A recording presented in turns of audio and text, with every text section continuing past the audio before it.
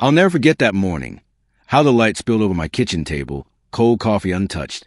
When my phone vibrated with a text I thought was just another HOA fine for leaving my trash bins out. I wish that's all it was. No, it was a notice. A wall of legalese that made my heart pound, and it with 12 words that changed everything. Asterisk, your 1,500-acre property had been lawfully transferred and resold. Asterisk, I stared at the letter, my hand shaking, as Linda Parker's signature glared up at me. Yes, that Linda. The HOA president with the helmet blonde hair and a personality that could curdle milk. Her little army of clipboard warriors had already made my life hell over fence heights and mailbox colors. But this was unthinkable. How did an HOA even have the power to do something like this? My land wasn't just some empty patch at the end of our Texas suburb. It was my family's legacy. Fence lines I'd walked as a kid with my old man. Plans I'd made for my children. In that moment, it felt like someone had just kicked a hole in everything I'd ever built. My wife, eyes red from tears, hovered behind me. "They can't be serious, can they?" she whispered. Our daughter clung to her leg, sensing something was wrong. And I felt hollow, angry, almost stupid for trusting our so-called protectors and their platitudes about community. Have you ever trusted someone in charge, only to have them stab you in the back? If you're watching this from your phone, hiding out on your porch to avoid one of those HOA meetings, drop a comment below. Tell me what's the dumbest rule you've seen. Go on. Misery loves company. I grabbed my coat and keys. My only thought, fight back. I wasn't sure where to start, but I wasn't going to roll over. There's a fine line between being a good neighbor and being a doormat. By lunchtime, the entire community was buzzing. Some neighbors stared at me with pity. Others avoided eye contact, already cowed by the HOA's iron grip. The Parker gang strutted past my window like they owned the place, which, technically, according to that letter, they just might. I'll say this. If the HOA thought they could just steal my family's land and bulldoze my future, they hadn't met the real me yet. And if you think this is where I gave up, sit tight, because this story's just getting started. After the initial gut punch of the letter, the rest of that week blurred into a parade of nerves and awkward conversations. You'd be shocked by how quickly folks can go from friendly neighbors to certified strangers when there's bad blood with the HOA. Our phones buzz constantly. Some people offer to quiet, "We're so sorry, John," while others simply closed their doors a little faster when they saw me walking up the driveway. I found myself staring out across the land at dusk, my land, or at least it used to be. Cows moving in the golden light, the barn where my son took his first steps, mesquite trees my dad planted after a tornado wrecked the old ones. Texas was always home. This was more than real estate. It was history, family, years of sweat, and weekends fixing fences. A place a man could think he was building something that lasts. I guess I should tell you who I am, in case I got lost in the chaos. Name's John Miller. Grew up right here, on the edge of this little Texas town. Far enough from Dallas to lose the traffic, but close enough you could still catch a Cowboys game once in a while. Ranching's in my blood. Came from my granddad and got in deep, the kind of roots you don't pull up easy. My wife, Sarah, is the most patient woman I know. She deals with my stubborn streak and patchy beard. Keeps the family upright even when trouble comes knocking. Our daughter Maggie is 8 and thinks horses are the answer to every problem. Timmy, our youngest, still chases fireflies in the pasture every night. We're not fancy, but we're tight. That's why this hit so hard. It felt like watching someone rip a photograph in half, except the photo was 3 generations of Millers and 1,500 unforgiving Texas acres. I tried for days to get a straight answer from the HOA. My calls went to voicemail, and my emails were answered by Susan Bartlett, the HOA's communications specialist. She wrote like a robot and spoke like one.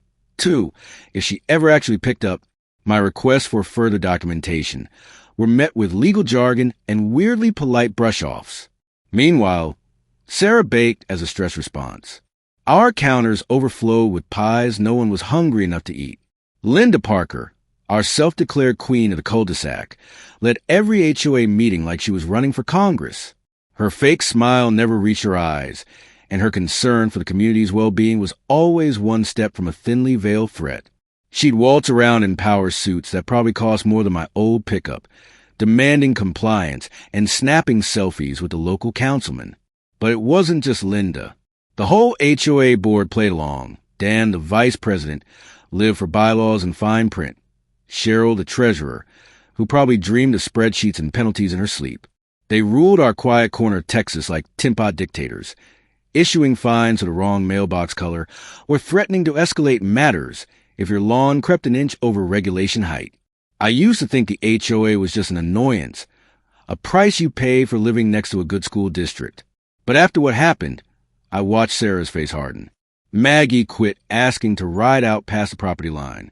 I had nightmares about losing it all, my mind haunted by the slow, bureaucratic theft of everything we loved.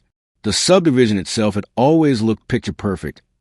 Cookie-cutter houses, high school banners, that ridiculous fountain that was out of order more than it worked.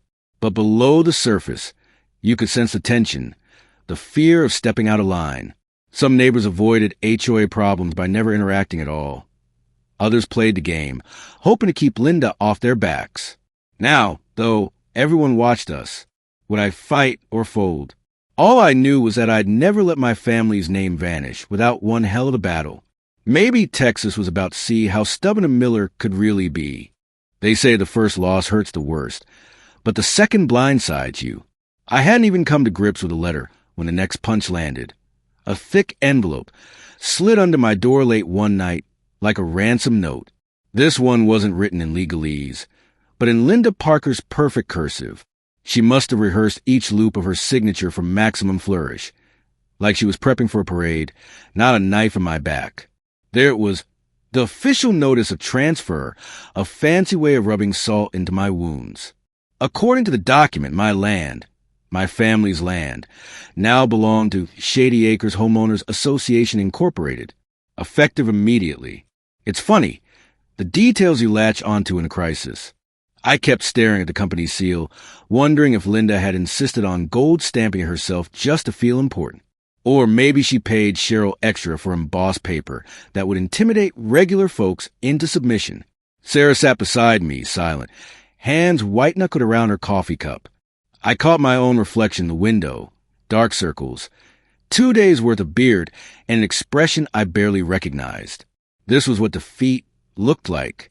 Or maybe it was what the start of a fight looked like. 3 days later, I took a chance and showed up at the next HOA board meeting. I stood outside the community center, trying not to look like I was plotting Linda Parker's downfall, even though, truth told, that's all I'd been doing. Neighbors lingered on the lawn, pointedly ignoring me, like I had some contagious disease known as troublemaking. The meeting itself was a masterclass in passive aggression. Linda floated in wearing a blazer so blindingly pink it could signal distress from space. She addressed the group like royalty. Thank you all for coming to support Shady Acres, the finest community in our great state. When she saw me standing in the back, she paused, smile widening just enough to show all those capped teeth. To Mr. Miller, so glad you could finally make it, Linda said. We value transparency here. I walked up front. My hands trembled, but hell if I'd let her see it. I want an explanation, Linda. You and your board took my land. You know damn well that's not right. She didn't blink. According to the covenants, I swear she loved that word. Your land was in flagrant violation of multiple maintenance clauses. The board had no choice but to take action for the good of the community, as outlined in our bylaws. I clenched my jaw. Your bylaws don't override state law or basic decency. Dan, the VP with a hero complex, piped up, Mr. Miller, perhaps you'd like to consult your attorney. All our actions have legal precedent. If you'd paid more attention at meetings. My neighbors looked everywhere but at me. This is what intimidation looks like. I thought. Isolation, dressed up as policy. It got nastier. They brought up infractions I'd never even heard of. Outdated fencing, unapproved grazing patterns, failure to present landscaping plans. Each claim more absurd than the last. It was a show, a public shaming, and Linda relished every moment. When it was finally over, I stumbled out into the humid Texas night, lungs on fire. My dignity was bruised, but my mind was racing. Sarah met me at the truck. Did it help? I let out a hollow laugh. They want me gone, plain and simple. But if they think I'm folding, they're in for surprise. That night, after the kids were asleep, I pored over every HOA rule book, every mailer and email since the day we moved in. I swore under my breath, feeling that old, stubborn flame flicker back to life. The gloves were officially off. Linda and her cronies had fired the first shot. Sure, but now they'd have to deal with a Miller who had nothing left to lose. The next morning, I woke up with grit in my teeth and rage pounding behind my eyes. If the HOA wanted a legal fight, they were going to get one, the Texas kind. My kitchen table morphed into a command center. Papers, receipts, faded deeds, and HOA newsletters spread everywhere like landmines. I hadn't been this fired up since high school football playoffs. Sarah brewed enough coffee to wire half the neighborhood. She sat beside me, flipping through old files faster than a Vegas car dealer. The air was thick with worry and defiance. Even Maggie sensed something had shifted. She drew a picture of our land, sticking figures of us smiling under a sky that looked far too blue for reality. I called Dad, who sounded tired but not surprised. They mess with the wrong family, son, he said. Those Parker types, they count on folks giving up. You remember what I taught you. Keep your boots on the ground, your chin up. Simple words, but enough to keep my hands from shaking. The lawyer hunt wasn't easy. The first 3 circled politely and then made excuses. Maybe they didn't want to cross the all-powerful HOA. Maybe they just didn't think a rancher would pay the bills. On my 4th try, I found a young woman named Lisa Tran, who listened without interrupting. She didn't flinch at the mess. She asked for every document, every letter, every weird fee receipt I'd ever shoved in a drawer. Lisa's office smelled like peppermint and tenacity. Her handshake was firmer than most men I knew. They're banking on fear and confusion, Mr. Miller, she said, eyes sharp. That's how HOAs get away with this crap. But there's always a paper trail. Always. She started digging. It didn't take long for her to spot oddities. Dates that didn't add up, notices sent by email with no confirmation, fence violations issued on holidays. Lisa grinned. This smells like a setup. If I were you, I'd start with the board's meeting minutes.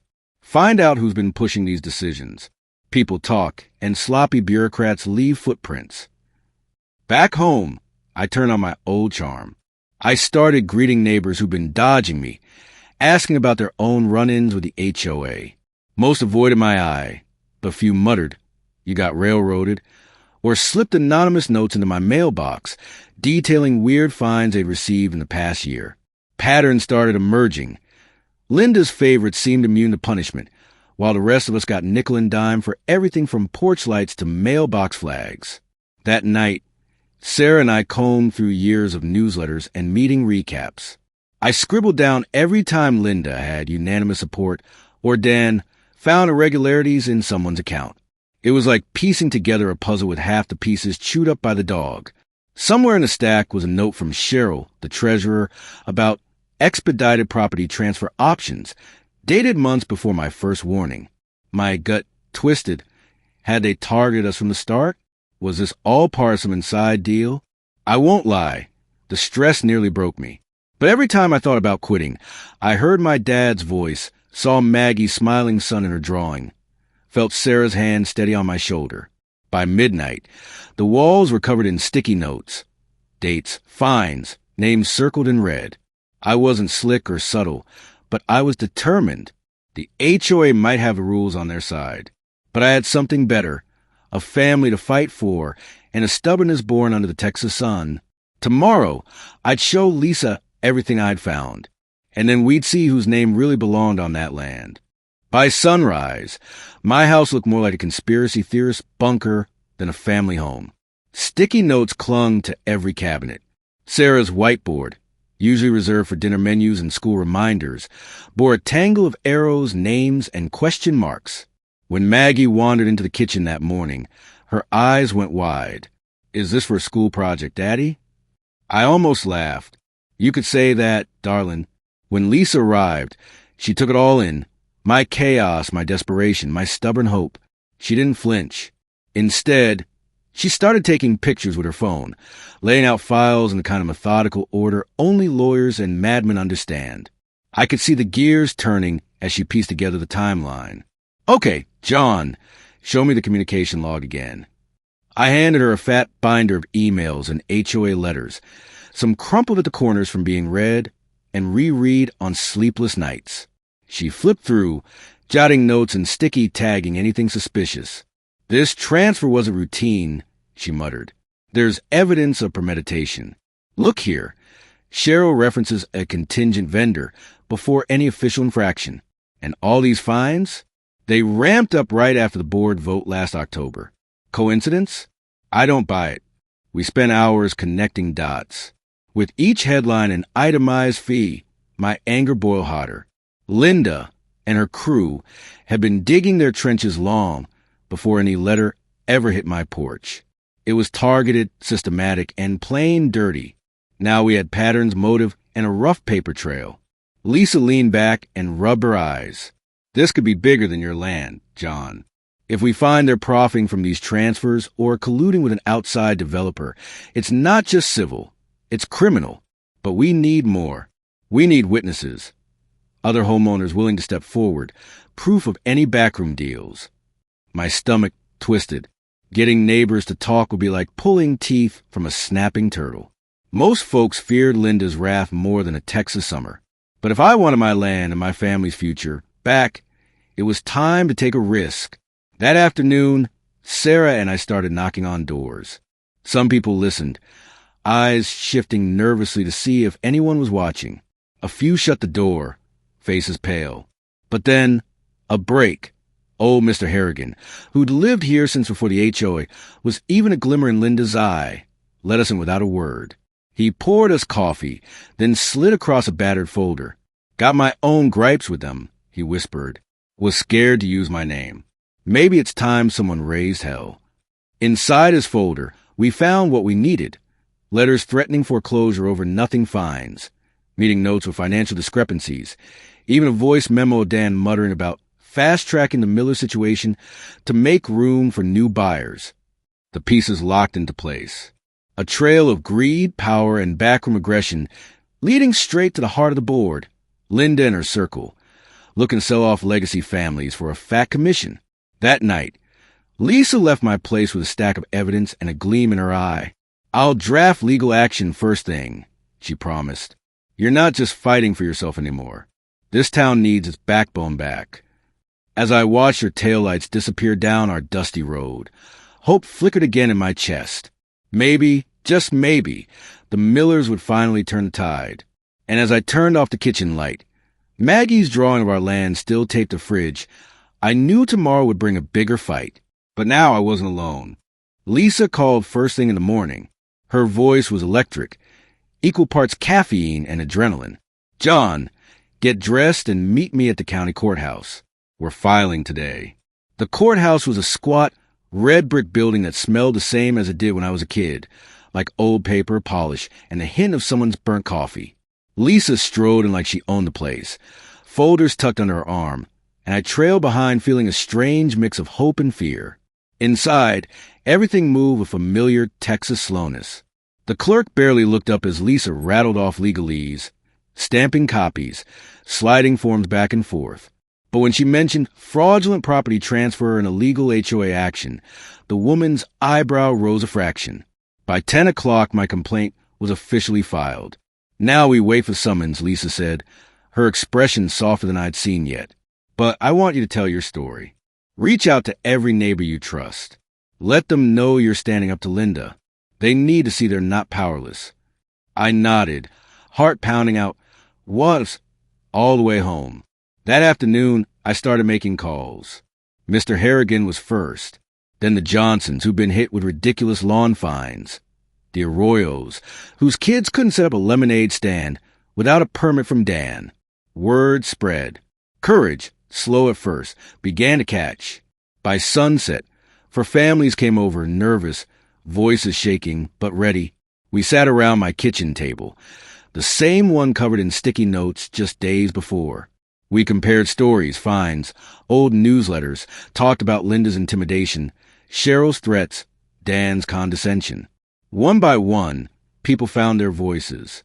It was Maggie who summed it up best when she slipped in, clutching her old toy horse, and asked, "Daddy, are the bad guys going to jail?" The table went quiet, but I looked each neighbor in the eye and answered, "Not if good folks stand up." I'd be lying if I said I slept that night.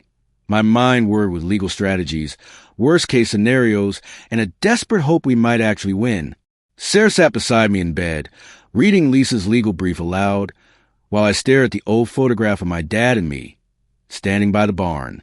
I found myself quietly promising myself, that I wouldn't let our name be buried by cowards with gold-plated clipboards. The next week rolled in slow and hot, news rippling out. The HOA board sent a letter calling us disruptive elements and threatened more fines if we undermine community cohesion. Lisa just laughed. Classic scare tactics. They're rattled. Meanwhile, supportive notes landed in our mailbox. Some neighbors too scared to speak openly slid envelopes with stories of their own. Tiny protests on torn bits of paper. Sarah saved everyone, tucking each into a shoebox as proof we weren't imagining things. When the sheriff's deputy came to deliver the formal court summons to Linda and the rest of the board, I watched from the porch. The news traveled faster than a prairie fire. For the first time in months, I saw Parker's perfect smile flicker, just for a heartbeat, as she accepted the official notice. It's funny. Courage is a contagion. All it took was one spark. If you'd told me a few weeks earlier that our fight for 1,500 acres would ignite a reckoning in this sleepy town, I'd have called you crazy. But that's exactly what was happening. Maybe, just maybe, the Millers and everyone else like us finally had a fighting chance. Court day came like a thunderstorm on the prairie. Inevitable, impossible to ignore. The air outside was thick and damp. The kind of heat that makes your shirt stick to your back before you even start the truck. Sarah pressed my grandfather's silver cross into my palm before I left. "Whatever happens, we're together," she whispered. That was all I needed. I pulled up to the courthouse and nearly spilled my coffee seeing all the cars lined up, not just the regular sedans of the board, but trucks, work vans, and old-timers Buicks, more folks than I'd seen at last year's 4th of July parade. I walked up the courthouse steps with Lisa and heard my name in low, hopeful voices. "Miller's gonna show 'em," said one. Another, "about damn time." Linda Parker and her clique had dressed for war, Dan with his shiny briefcase, Cheryl clinging to a stack of folders. Linda's lipstick looked freshly painted, but her smile was a pasted-on thing, brittle and bright in the morning sun. Inside, we squeezed onto wooden benches. The old ceiling fans barely stirred the air, but the place buzzed with nervous energy. The judge came in, gray hair, weather hands, a gaze you didn't want to test. I felt sweat trickle down my back, but I held my ground as Lisa launched into our case. She laid it all out. The suspect fines, the threatening letters, the mysterious vendor notes, and rushed property transfers. She read aloud from Mr. Harrigan's evidence, played Dan's hush-hush memo, and pointed to the sequence of violations that hit like clockwork, always right before a board meeting, where the fate of another legacy family was decided. She painted a picture not just of injustice, but of greed run wild. Linda's lawyer tried to talk over Lisa. It's just unfortunate coincidence. Procedures were followed. But Lisa shut him down, line by line, document by document. The judge's eyebrow twitched, and I watched as Dan's face shifted from smug to sullen. My heart nearly stopped when the judge asked me to stand. I told him about our land. The sweat, the memories, the hopes, and how quickly a handful of signatures tried to erase it all. My voice shook, but I didn't look away from Linda as I said, "They forget these are people's lives, your honor, not just paperwork." Then something shifted. One by one, folks in the back stood up to speak. Mr. Harrigan, voice quivering but clear, detailed his harassment. Mrs. Arroyo recounted how Linda threatened to report her daughter for unsightly sidewalk chalk. Even neighbors who'd never met my eye before now nodded and muttered, "Yes, that happened to us too." It was messy and loud and honest. Everything the board hated and everything real people needed. The judge looked over the rim of his glasses. Face set. Ms. Parker, I see a pattern of intimidation, irregular procedure, and, frankly, a disregard for community you claim to lead. Pending further investigation, the transfer of the Miller property is hereby frozen, and I am issuing a temporary injunction against further collection of fines or property seizures by this board. Relief burst in me like a dam breaking. Sarah clung to my arm. Lisa just grinned, triumphant as any outlaw riding into the sunset. Linda sat rigid, lips pressed in. Dan shuffled his feet. As we filed out, the hallway packed tight with neighbors. Some gave handshakes, others slapped my shoulder, and a few just whispered, "Thank you." I realized this wasn't just about my family anymore. We had forced something ugly into the daylight, and it couldn't be shoved back into the shadows so easily. That night, I sat out by the barn as the cicadas hummed and the stars cut holes in the darkness overhead. I thought of Dad and all the Millers before him. We weren't finished. Far from it. There'd be more fights ahead, more meetings, and likely more attempts by people like Linda to bully and threaten. But for the first time, I wasn't afraid. Our land wasn't lost, and neither was our hope. You'd think a courtroom would wrap things up neat and tidy. But the next day was mostly quiet tension, like the pause before thunder. Sarah stared at her phone all morning, waiting for a new email bomb from the board. Maggie kept drawing the same picture of our land, but this time she added extra fences, as if coloring them would keep the trouble out. I took a walk along the fence line, old boots digging into familiar earth. Every pecan tree, every sun-bleached fence post felt like a living, stubborn part of me. I kept replaying the applause and handshakes from neighbors in the courthouse hallway.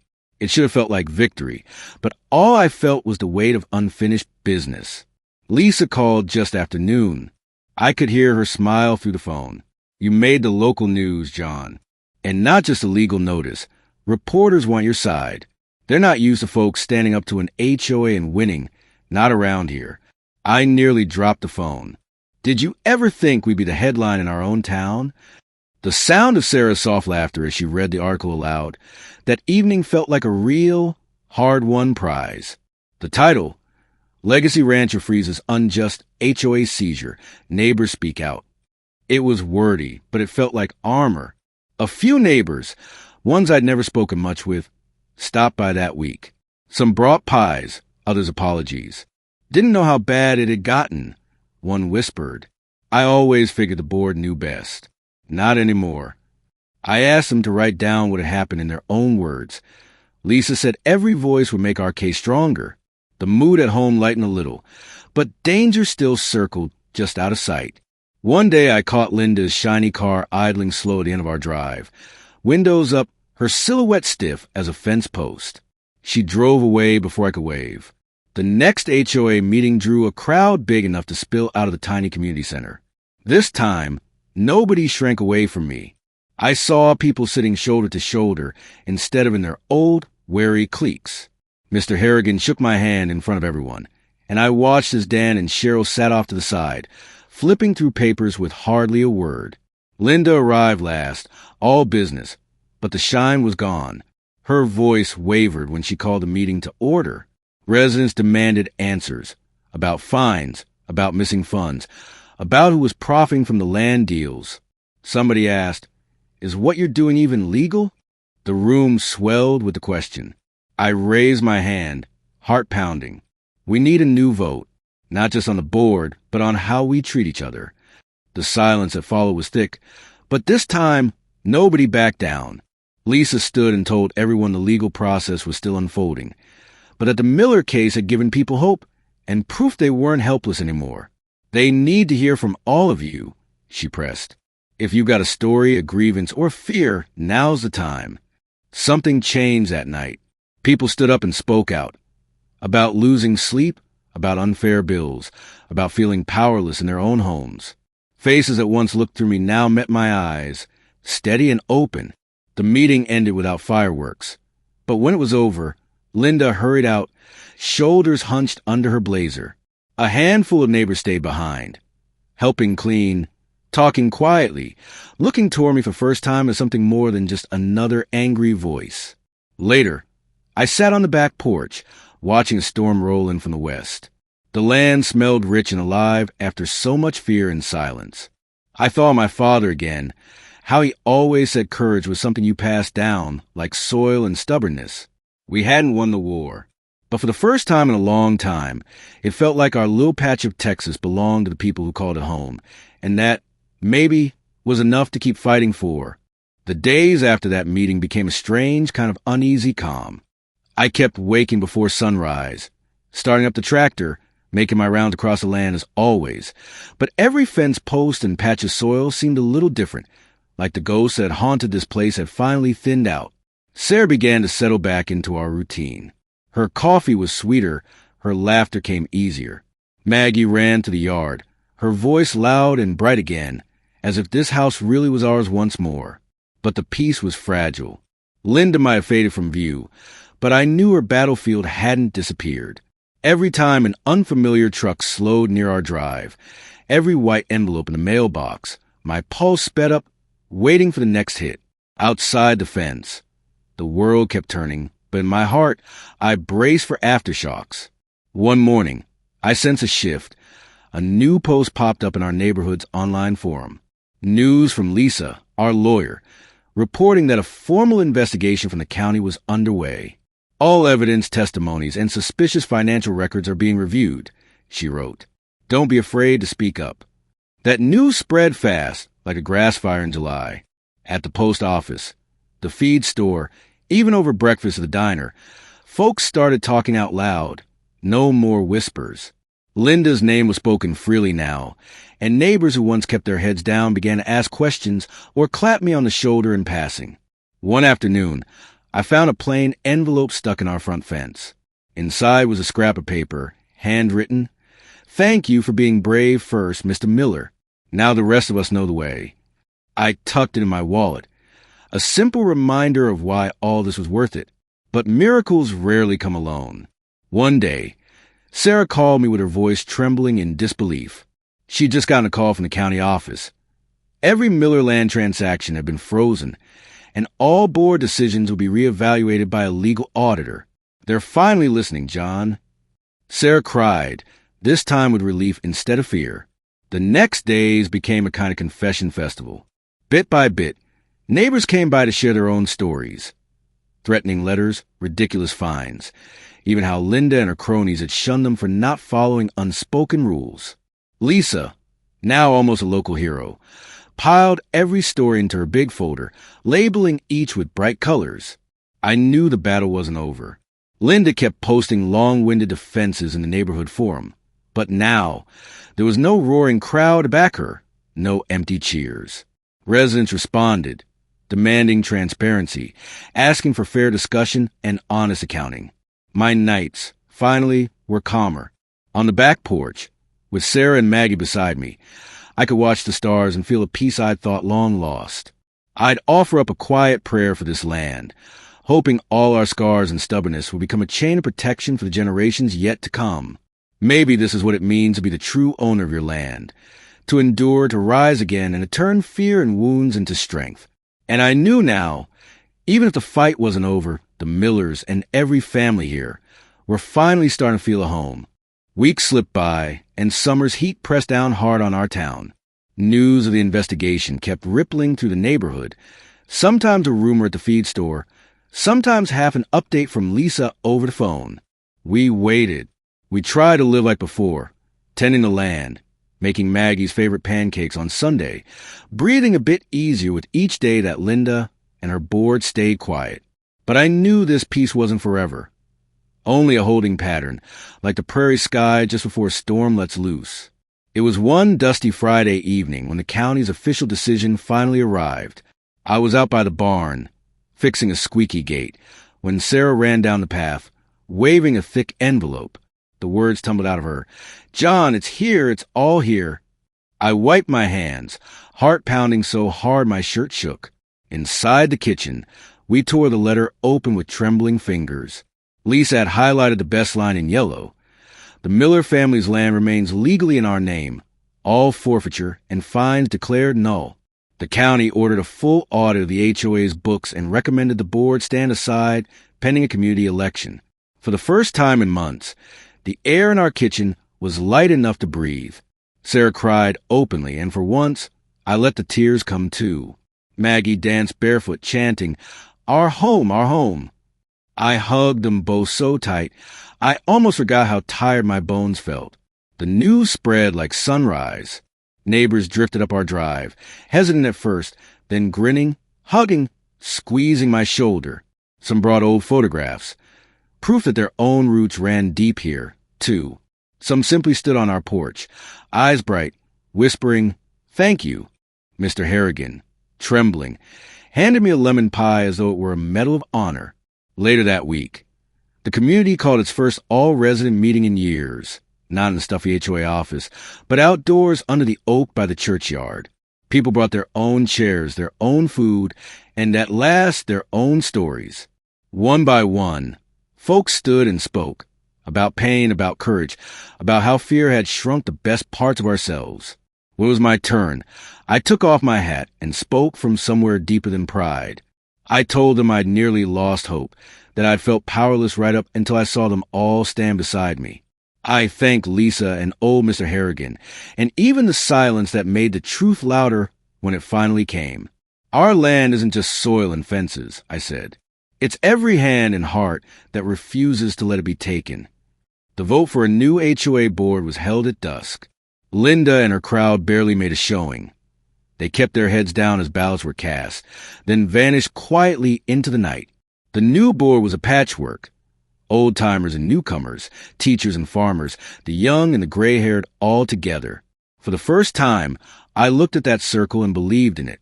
When the stars appeared, we sat around sharing stories and plans. No more secrets, no more fear. Maggie fell asleep on Sarah's lap, safe as she'd ever been. I sat with them while the hum of the gathering faded, and I found inside me a simple, shining gratitude. We hadn't saved only our land. We'd reclaimed our voice, our community, our very right to belong. The shadows that had pressed in so tightly just weeks ago felt far away at last, scattered like crows by the light. The fight had changed us, and for that, I was finally, truly grateful.